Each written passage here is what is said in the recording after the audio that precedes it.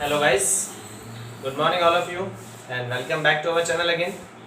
हम डिस्कस कर रहे थे 15th चैप्टर न्यूक्लियर फिजिक्स के बारे में और लास्ट क्लास में हमने डिस्कस किया था controlled and uncontrolled chain reaction और उसके साथ ही हम डिस्कस कर चुके हैं कि किसी भी चेन रिएक्शन की सस्टेनेबल या सेल्फ सस्टेनेबल होने के लिए, स्वतः संपोषी होने के लिए कौन कौन सी प्रॉब्लम्स होती हैं और उन प्रॉब्लम्स को किस प्रकार से सॉल्व किया जाता है। आज के इस वीडियो लेक्चर में हम डिस्कस करेंगे one of the most important topic of this chapter, जो अक्सर एग्जाम्स में पूछ लिया जाता है, डायरेक्ट इसका क्वेश्चन आता है गाइस, जो है न्यूक्लियर रिएक्टर।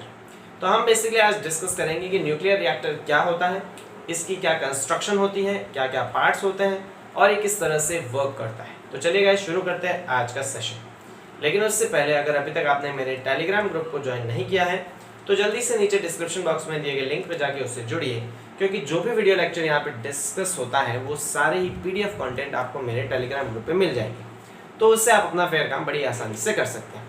चलिए गाइस शुरू करते हैं आज का सेशन। हम बेसिकली डिस्कस कर रहे हैं न्यूक्लियर रिएक्टर। ये न्यूक्लियर रिएक्टर का एक स्कीमेटिक डायग्राम है जो आपको आपकी बुक में शायद नहीं मिलेगा, तो आपको यहीं से इसको लिख लेना है। पीडीएफ नोट्स में पॉसिबली आपको ये मिल जाएगा।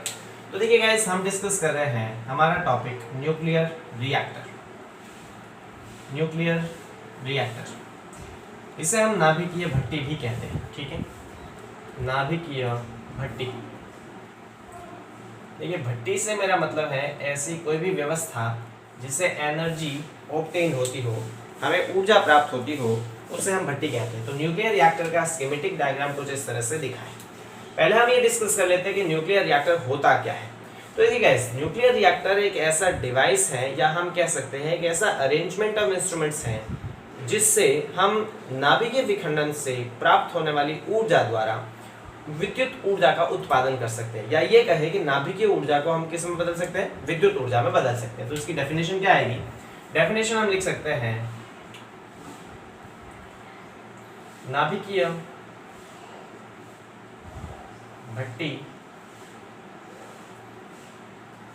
मैं यहाँ लिख देता हूँ, ठीक है। ऊपर क्या है, ब्लर की वजह से शायद आपको दिखे नहीं, तो यहाँ पे हम इसको लिख लेते हैं इसी की सीध में। यह एक ऐसा अरेंजमेंट है जिसमें न्यूक्लियर एनर्जी को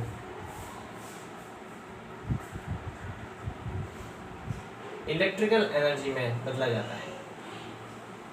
न्यूक्लियर एनर्जी को इलेक्ट्रिकल एनर्जी में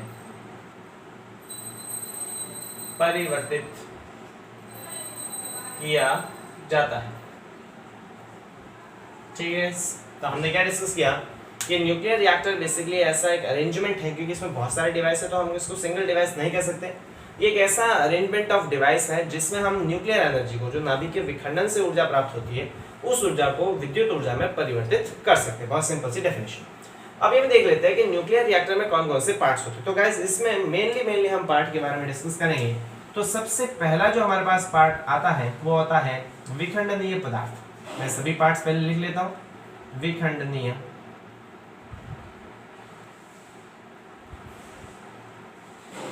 पदार्थ, जिसे हम ईंधन भी कहते हैं, ठीक है। तो पहला पार्ट आता है विखंडनीय पदार्थ या ईंधन। दूसरा आता है मंदक, जिसे हम मॉडरेटर कहते हैं। तीसरा हमारे पास आता है नियंत्रक छड़े, नियंत्रक छड़े, ठीक है। चौथा हमारे पास आता है प्रशीतक, जिसे हम कूलेंट कहते हैं। और पांचवा हमारे पास आता है परिरक्षक आवरण। वैसे इसमें खूब सारे डिवाइसेस होते हैं, लेकिन हम मेनली इन्हीं के बारे में डिस्कस करेंगे, क्योंकि इससे हम इसकी वर्किंग को आसानी से समझ सकते हैं। बाकी सारे इंस्ट्रूमेंट एक्सिलरीज हैं, एक्स्ट्रा इक्विपमेंट्स हैं, ठीक। तो सबसे पहले हम ये देख लेते हैं कि विखंडनीय पदार्थ या ईंधन क्या। तो न्यूक्लियर रिएक्टर में ईंधन के तौर पे हम यूरेनियम-235 का यूज करते हैं। देख लीजिए इसकी कंस्ट्रक्शन किस प्रकार से होती है। एक बॉक्स होता है, उस बॉक्स के अंदर हम विखंडनीय पदार्थ यूरेनियम-235 को रखते हैं। 235 इसलिए क्योंकि हम ये जानते हैं कि 235 जो है उससे जब अपन किसी तापीय न्यूट्रॉन की बौछार करते हैं तो ये तापीय न्यूट्रॉन को अवशोषित करके अनस्टेबल नाभिक में बदलता है जो होता है 236 और उससे फिर चेन रिएक्शन आगे बढ़ती है। तो विखंडनीय पदार्थ या ईंधन के रूप में नाभिकीय रिएक्टर में, न्यूक्लियर रिएक्टर में 235 यूरेनियम के आइसोटोप 235 का यूज किया जाता है। इसकी हम एक लिमिटेड अमाउंट यहाँ पे रख देते हैं और उस लिमिटेड अमाउंट को हम क्रिटिकल द्रव्यमान कहते हैं ना, जो हम इससे आगे वाले वीडियो लेक्चर में डिस्कस कर चुके हैं। तो विखंडनीय पदार्थ के रूप में या ईंधन के रूप में हम इसमें यूरेनियम 235 का यूज करते हैं और उसका क्रिटिकल द्रव्यमान यूज करते हैं यहाँ पे, जिससे उत्सर्जन तो ज्यादा हो और अवशोषण कम हो। ठीक, दूसरा हमारे पास क्या आ जाता है, मंदक आ जाता है। देखिए गाइस, हम जो विखंडनीय पदार्थ से जब चेन रिएक्शन स्टार्ट होती है तो चेन रिएक्शन स्टार्ट होने के बाद हम ये जानते हैं कि उत्सर्जित न्यूट्रॉन्स की एनर्जी काफी ज्यादा होती है, 2 मेगा इलेक्ट्रॉन वोल्ट से के आसपास होती है। और ये ज्यादा ऊर्जा वाले न्यूट्रॉन्स जो है वो क्या है, यूरेनियम 235 के साथ रिएक्शन नहीं कर सकते, क्योंकि यूरेनियम 235 जो है वो केवल मंदित न्यूट्रॉन्स के साथ ही रिएक्शन करता है जिनकी ऊर्जा कम होती है। तो यहाँ पर उत्सर्जित न्यूट्रॉन्स की ऊर्जा को कम करने के लिए हमने इससे आगे वाले वीडियो लेक्चर में डिस्कस किया था कि ऐसे पदार्थों का उपयोग करते हैं जिनसे ये अधिक ऊर्जा वाले न्यूट्रॉन्स टकराते हैं और टकराने के बाद इनकी ऊर्जा को खो देते हैं, कम कर देते हैं और इनकी ऊर्जा तापीय न्यूट्रॉन की ऊर्जा के बराबर आती है। तो न्यूक्लियर रिएक्टर में हम क्या देखते हैं कि विखंडनीय पदार्थ को हम ग्रेफाइट के बॉक्स में रखते हैं। यहाँ पर ग्रेफाइट का बॉक्स भी हो सकता है या फिर हम इस बॉक्स में भारी पानी का यूज भी कर सकते हैं, क्योंकि भारी पानी भी मंदक के रूप में यूज किया जाता है। तो यहाँ पर जब यूरेनियम 235 पर तापीय न्यूट्रॉन आपतित होता है, ठीक है, यूरेनियम 235 पर जब कोई तापीय न्यूट्रॉन आपतित होता है उस केस में क्या होता है, उस केस में यहाँ पर तापीय न्यूट्रॉन के आपतित होने पर ये इसको अब्सॉर्ब कर लेता है और उसके बाद ये अनस्टेबल नाभिक में बदलकर दो मध्यवर्ती नाभिकों में टूटता है। दो मध्यवर्ती नाभिकों के साथ एवरेजन 2.5 न्यूट्रॉन्स हमें प्राप्त होते हैं। हम यहाँ पे केवल कितने न्यूट्रॉन्स बनाते हैं, 2 न्यूट्रॉन्स बनाते हैं। और इन न्यूट्रॉन्स की जो एनर्जी है, यहाँ पर ये वाला तापीय न्यूट्रॉन था, इसकी ऊर्जा 0.04 इलेक्ट्रॉन वोल्ट के आसपास होती है, जबकि इनकी ऊर्जा 2 मेगा इलेक्ट्रॉन वोल्ट के आसपास होती है।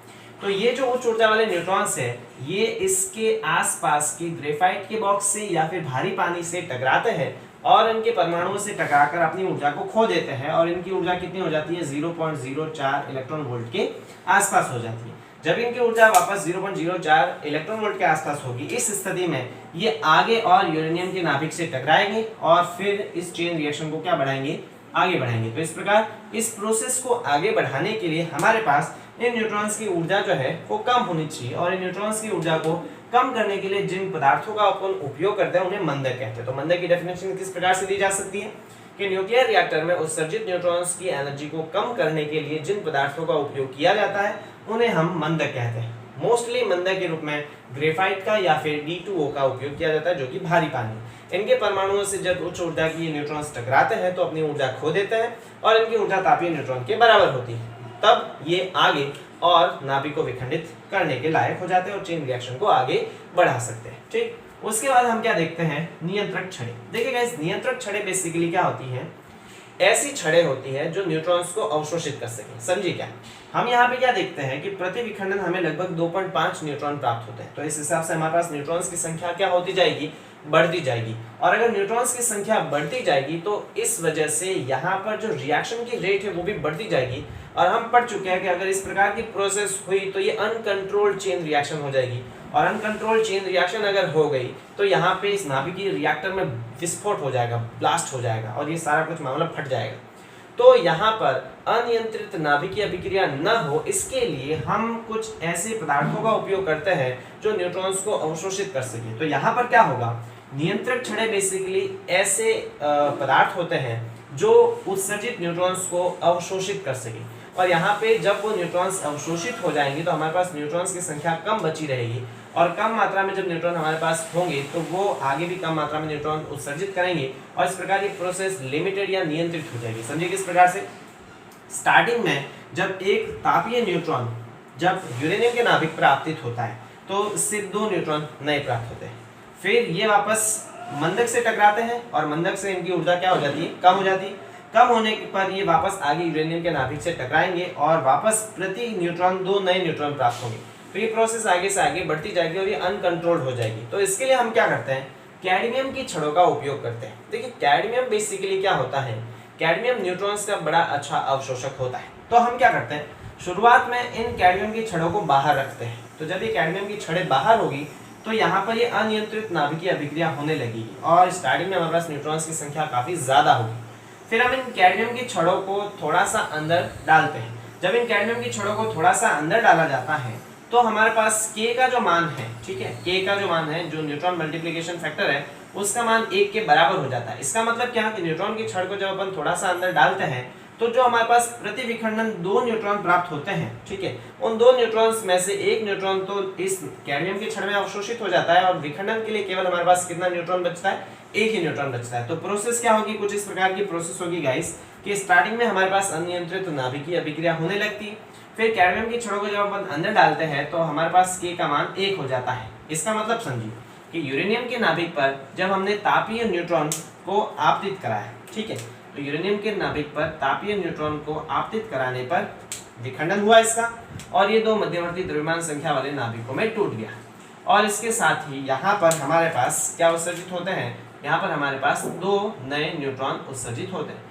ये 2 नए न्यूट्रॉन मंदक से टकराते हैं और इनकी ऊर्जा कम हो जाती है, ठीक। अब यहाँ पे ये जो 2 नए न्यूट्रॉन उत्सर्जित हुए हैं, अगर ये इसी प्रकार से चलता रहा तो अनियंत्रित हो जाएगी और यहाँ पर विस्फोट हो जाएगा। तो इससे बचने के लिए हम कैडमियम की छड़ को थोड़ा सा अंदर डालते हैं। जब कैडमियम की छड़ों को थोड़ा अंदर डाला जाता है तो उसमें से 2 न्यूट्रॉन में से एक न्यूट्रॉन तो इस कैडमियम की छड़ में क्या हो जाता है, अवशोषित हो जाता है और हमारे पास केवल एक ही न्यूट्रॉन बचता है। ये न्यूट्रॉन वापस एक यूरेनियम के नाभिक से टकराएगा और यूरेनियम के नाभिक से टकराने पर 2 नए नाभिक बनेंगे और उसके साथ ही वापस हर विखंडन में 2 नए न्यूट्रॉन उत्सर्जित होंगे और ये 2 नए न्यूट्रॉन में से एक न्यूट्रॉन वापस किसमें अवशोषित हो जाएगा, ये कैडमियम की छड़ में अवशोषित हो जाएगा। तो इस प्रकार हमारे पास क्या प्रोसेस बनती है, हमारे पास ये प्रोसेस बनती है कि हमारे पास प्रति विखंडन केवल एक ही न्यूट्रॉन उत्सर्जित हो रहा होता है और प्रति न्यूट्रॉन जब विखंडन एक ही न्यूट्रॉन उत्सर्जित होगा तो ये प्रोसेस जो है वो एकदम कांस्टेंट रेट से चलेगी। ये अनियंत्रित नहीं होगी बल्कि नियंत्रित नाभिकीय अभिक्रिया होगी और इसकी वजह से इसमें ब्लास्ट नहीं होगा। तो मेरी बात समझिए, नियंत्रक छड़ें बेसिकली क्या होती है, वे पदार्थ जो न्यूट्रॉन्स को अवशोषित कर इस नाभिकीय अभिक्रिया की दर को नियत रखती है, उन्हें हम नियंत्रक छड़ें कहते हैं।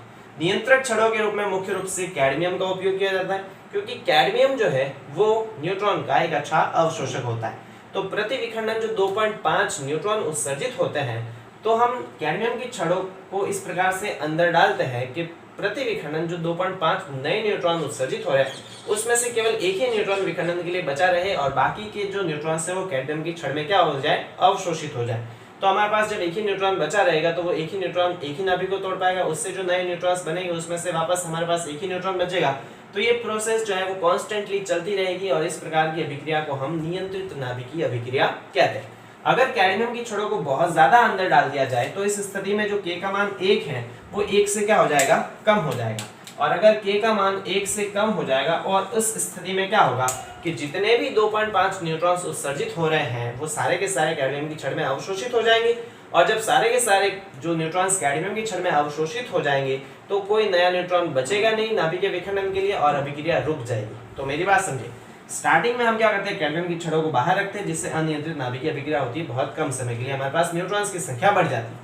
जब हमें इसको रेट को कांस्टेंट करना होता है और इसको एक्सप्लोजन से बचाना होता है, नियंत्रित रूप से चलाना होता है, तो कैडमियम की छड़ को थोड़ा सा अंदर डालते हैं तो हमारे पास प्रति विखंडन जो 2.5 नए न्यूट्रॉन्स बनते हैं उनमें से केवल एक ही न्यूट्रॉन बचेगा हर बार, बाकी के सारे कैडमियम की छड़ों में अवशोषित हो जाएंगे।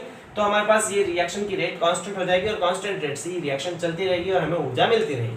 जब हमें इस रिएक्टर को बंद करना है, प्रोसेस को बंद करना है, तो कैडमियम की छड़ को ज्यादा अंदर डाला जाता है जिससे सारे के सारे न्यूट्रॉन्स अवशोषित हो जाएंगे और सारे के सारे न्यूट्रॉन्स अगर अवशोषित हो जाएंगे उस स्थिति में ये रिएक्शन आगे बढ़ेगी नहीं और बंद हो जाएगी। तो स्टार्टिंग में अनियंत्रित नाभिकीय अभिक्रिया होती है बहुत कम समय के लिए, फिर नियंत्रित नाभिकीय अभिक्रिया होती है और उसके बाद अगर इस रिएक्टर को बंद करना है तो कैडमियम की छड़ों को ज्यादा अंदर डाला जाता है जिससे सारे के सारे न्यूट्रॉन्स क्या हो जाते हैं, अवशोषित हो जाते हैं और हमारे पास ये न्यूक्लियर रिएक्टर की जो प्रोसेस है वो बंद हो जाती है। Clear guys? अब देखिए यहाँ पर हमने ये देखा कि जब यूरेनियम का विखंडन होता है तो यहाँ पर एनर्जी ऊष्मा के रूप में उत्पन्न होती है गाइस, रेडिएशन एंड हीट के रूप में उत्पन्न होती है। तो इस अंदर की ऊर्जा को बाहर लाने के लिए जिन पदार्थों का उपयोग किया जाता है उन्हें प्रशीतक कहते हैं। ठीक है, प्रशीतक के रूप में मुख्य रूप से द्रवित सोडियम का भी यूज किया जा सकता है या द्रवित नाइट्रोजन का यूज किया जाता है। तो यहाँ पर जो हमारे पास हीट एनर्जी उत्पन्न होती है, विखंडन से खूब सारी ऊष्मा यहाँ पर रिलीज होती है। इस खूब सारी ऊष्मा को हम क्या करते हैं, प्रशीतक बेसिकली ऐसे पदार्थ होते हैं जो ऊष्मा को इस न्यूक्लियर रिएक्टर्स के अंदर से बाहर तक लाते हैं। तो होता क्या है, यहाँ पर हम प्रशीतकों को फ्लो करवाते हैं, सोडियम द्रवित सोडियम को फ्लो करवाते हैं जो कि बहुत ठंडा होता है। तो ये जब न्यूक्लियर रिएक्टर के अंदर जाता है तो ये ठंडे से क्या हो जाता है, गर्म हो जाता है, खूब ज्यादा गर्म हो जाता है क्योंकि अंदर की ऊष्मा इसको मिलती है। तो ये ब्लू का मतलब है ठंडा प्रशीतक इसके अंदर प्रवेश करता है। अंदर इतनी ज्यादा रिएक्शन होने की वजह से जो ऊष्मा उत्पन्न होती है वो ऊष्मा इस द्रवित नाइट्रोजन या द्रवित सोडियम को मिलती है, जिससे काफी गर्म हो जाता है। तो ये रेड कलर जो है वो गर्म को, हॉट प्रशीतक को शो करता है। ये प्रशीतक यहाँ ठंडा अंदर प्रवेश करता है और अंदर की ऊष्मा पाकर गर्म हो जाता है, काफी तप्त हो जाता है और ये इसके बाहर आता है। उसके बाद यहाँ पर क्या होता है, हीट एक्सचेंजर लगा होता है। ये जो प्रशीतक है वो अपनी ऊष्मा वापस किसको देता है, यहाँ पर पानी होता है, जो जल होता है उस जल को अपनी ऊष्मा देता है। जल ऊष्मा ग्रहण करके किस में बदल जाता है, जल ऊष्मा ग्रहण करके वेपर में कन्वर्ट हो जाता है। ठीक है, किस में बदल जाता है, स्टीम में या वेपर में बदल जाता है। और उस स्टीम से फिर टरबाइन को घुमाया जाता है और उस टरबाइन से फिर क्या जनरेट होती है, जनरेटर को चला के विद्युत ऊर्जा का उत्पादन होता है। टरबाइन से वापस जो हमारे पास ऊष्मा है, जो स्टीम थी वो किस में बदल जाती है, पानी में बदल जाती है और वो पानी वापस किस में डाला जाता है, हीट एक्सचेंजर में डाला जाता है। तो होती क्या प्रोसेस समझिए, पूरी प्रोसेस कुछ इस प्रकार से है कि सबसे पहले कैडमियम की छड़ों को बाहर निकाला जाता है। कैडमियम की छड़ों को जब अपन बाहर निकालते हैं तो यहाँ पर जो विखंडनीय पदार्थ है उसका स्टार्टिंग में अनियंत्रित नाभिकीय विखंडन होता है। जब अनियंत्रित नाभिकीय विखंडन होता है कुछ समय बाद जो कैडमियम की छड़ है उसको थोड़ा सा अंदर डाला जाता है, तो यहाँ पे नियंत्रित नाभिकीय विखंडन होने लगता है। नियंत्रित नाभिकीय विखंडन के कारण अत्यधिक ऊष्मा उत्पन्न होती है। उस अत्यधिक ऊष्मा को हम कूलेंट फ्लो करवा के उस ऊष्मा को कहाँ ले आते हैं, बाहर। फिर यहाँ पे हीट एक्सचेंजर में वो कूलेंट अपनी ऊष्मा किसको दे देता है, जल को दे देता है, जिससे जल किस में बदल जाता है, वेपर में बदल जाता है, स्टीम में बदल जाता है। और उस स्टीम से भाप से टरबाइन को चला जाता है, टरबाइन से जनरेटर चला के हम क्या उत्पन्न करते हैं, विद्युत ऊर्जा बनाते हैं।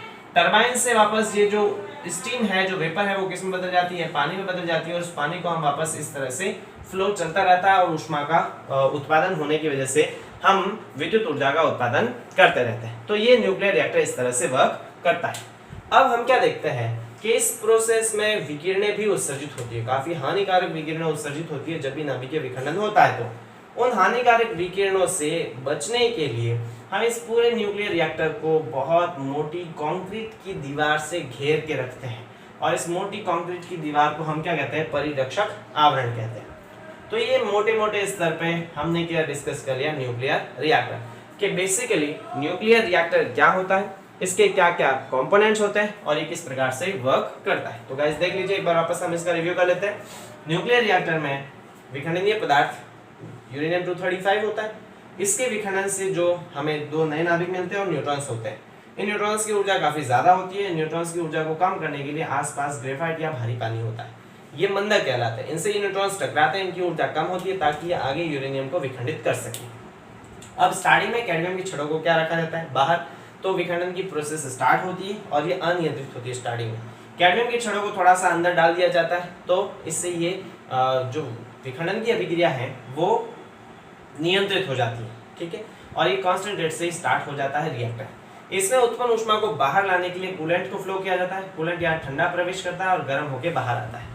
ये कूलेंट अपनी ऊष्मा किसको देता है, पानी को देता है, जिससे कूलेंट वापस क्या हो जाता है, ठंडा हो जाता है और पानी गर्म होकर स्टीम में बदल जाता है, भाप में बदल जाता है। उस भाप से क्या चलाया जाता है, टरबाइन चलाया जाता है और टरबाइन से जनरेटर चला के विद्युत ऊर्जा का उत्पादन किया जाता है। स्टीम वापस ठंडा होकर पानी में बदलता है और यही पानी यहाँ से सर्कुलेट होता रहता है और ये पूरी प्रोसेस चलती रहती है। अब अगर हमें इस न्यूक्लियर रिएक्टर को बंद करना हो तो कैडमियम की छड़ों को ज्यादा अंदर डाल दिया जाता है, जिससे न्यूट्रॉन मल्टीप्लिकेशन फैक्टर का मान 1 से कम हो जाता है और इसका मतलब है कि उत्सर्जित होने वाले सारे न्यूट्रॉन्स अवशोषित हो जाते हैं कैडमियम की छड़ों में। और अगर सारे ही न्यूट्रॉन्स अवशोषित हो जाएंगे तो और कोई न्यूट्रॉन बचेगा नहीं न्यूक्लियर रिएक्शन को आगे बढ़ाने के लिए और ये रिएक्टर क्या हो जाएगा, बंद हो जाएगा। अब इस न्यूक्लियर रिएक्टर से बहुत सारी हानिकारक विकिरणें उत्सर्जित होती है, उनसे बचने के लिए इसको बहुत मोटी कंक्रीट की दीवार से घेर के रखा जाता है और इसे हम क्या कहते हैं, परिरक्षक आवरण। तो ये न्यूक्लियर रिएक्टर और ये इसके कुछ इंपॉर्टेंट पार्ट्स होते हैं। तो आज के इस सेशन में हमने बेसिकली क्या डिस्कस किया कि न्यूक्लियर रिएक्टर किस तरह से वर्क करता है, इसके क्या क्या पार्ट्स हैं और इसकी वर्किंग प्रोसेस क्या है। इस पे गाइस हुआ तो मैं एक अलग से एनिमेटेड वीडियो अगर हुआ तो अपलोड करूंगा, कोई फिक्स नहीं है कि अपलोड करूँ ही करूँ।